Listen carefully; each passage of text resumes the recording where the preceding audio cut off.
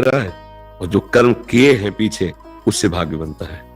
जैसे हमारे गोदाम में बहुत वर्षों का अन्न रखा हो, जो उससे आज पिसवा करके आटा बनाकर जो पा रहे हैं, उसे वर्तमान में जो शरीर बना है वो भाग्य लेके आया। उन्हीं कर्मों का फल, शुभ और अशुभ दो प्रकार के कर्म, पाप और पुण्य दो प्रकार के फल, सुख और दुख, ये पहले से लिख चुका है, इसे भाग्य कहते हैं। और कर्म अब जो हम कर रहे हैं, तो कर्म से कर्म मिटाए नहीं जा सकते। कर्म योग से हम अपने भाग्य को भी बदल सकते हैं, और नवीन कर्म जब भगवान को समर्पित हो जाता है तो भगवत प्राप्ति कराने में समर्थ हो जाता है, परम शांति परम सुख प्रदान करने में। तो कर्म कहते हैं जो अभी हम कर रहे हैं।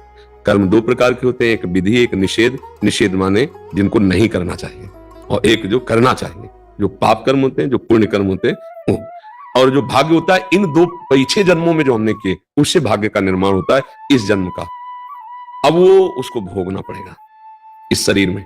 इस शरीर का कि आपको 18 वर्ष में, 20 वर्ष में, 25वें में, 23 में, वो सब लिखा हुआ है। वो समय से आता रहेगा और आपको सुख और दुख देगा। जैसे कोई दुख नहीं चाहता पर आता है ना दुख, क्योंकि पहले से हमारी कमाई है। और हम अगर सुख भी ना चाहे तो जबरदस्ती ऐसे ही आएगा जैसे दुख आता है। अब हमको ऐसे कर्म करने हैं जिससे हमारा पूरा का पूरा गोदाम भस्म हो पाप पुण्य का। और जो प्रारब्ध भोग है, इसके लिए मुझे क्षमता मिले कि मैं सह जाऊं, और जो आगे के कर्म हैं वो ऐसे निर्विकार हो कि मुझे बांध ना पावे, दुख ना दे पावे, उसी के लिए अध्यात्म है, उसी के लिए भगवत चर्चा होती है।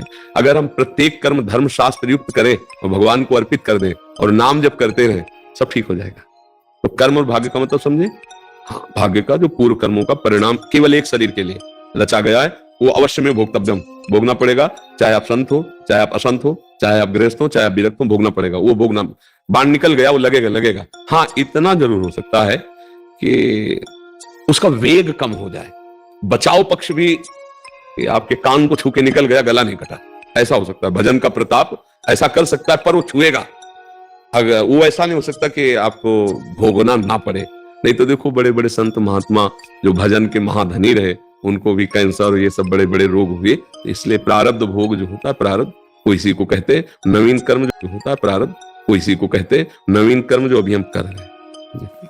नीलेश त्रिपाठी जी। राधा वल्लभ श्री हरिवंश महाराज जी। महाराज जी, अनन्य चिंतन कैसे पैदा होता है? जैसे गुरु जी कहते हैं कि अनन्य चिंतन से भगवत प्राप्ति होती है, इसका तात्पर्य? भगवान भी तो कहते हैं, सब गुरुओं के गुरु, अनन्य चिंतयन्तो माम ये जनाः परिपासते।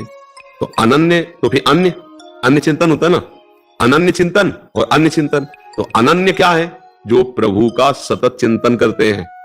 और अन्य क्या है? शरीर का चिंतन करना, भोगों का चिंतन करना, भगवान से विमुख इंद्रियां जो भटक रही संसार में, वो चिंतन के कारण भटक रही। इन सबको समेटना है।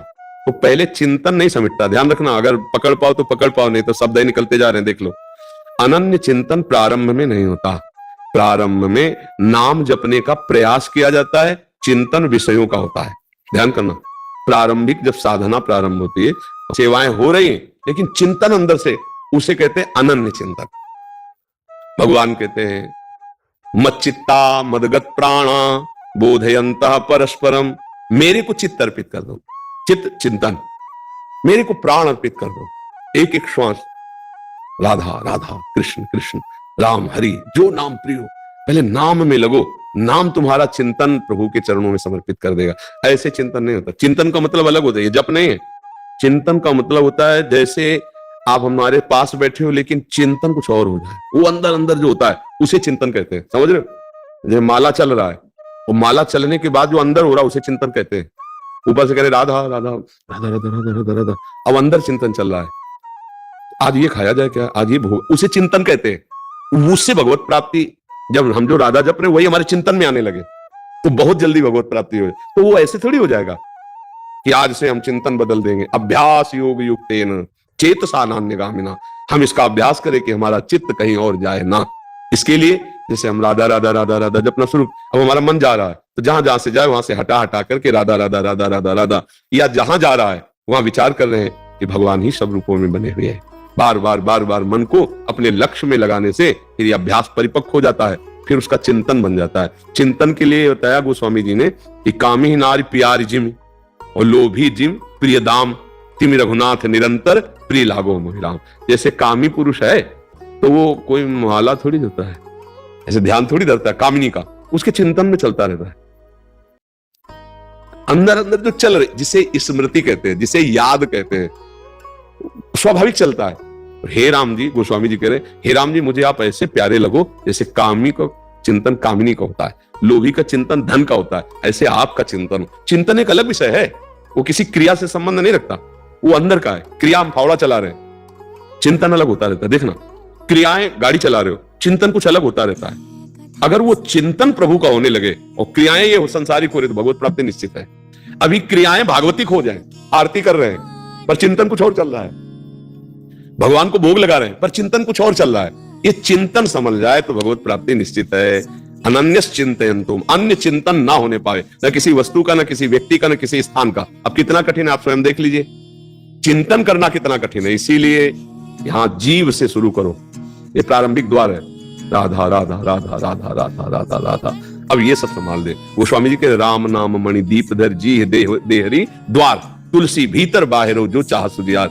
हृदय में भी और बाहर संसार में भी सब सुखों की प्राप्ति हो जाएगी यदि जीव पे नाम विराजमान कर लो। ये महामणि है। तो हम राधा राधा राधा राधा राधा राधा पहले इस पे हम लगे, तो फिर हमारा चिंतन धीरे धीरे, जैसे जैसे हृदय पवित्र होता है तो भगवान का चिंतन करने लगता है। अपवित्र हृदय भोगों का चिंतन, अभी अपवित्र हृदय है, इसलिए आप लाख कोशिश करो, चिंतन भोगों का ही होगा। आप देख लेना, मना कष्टान इंद्रियाणि प्रकृति स्थान कर सकती, भोगों में जाएंगे।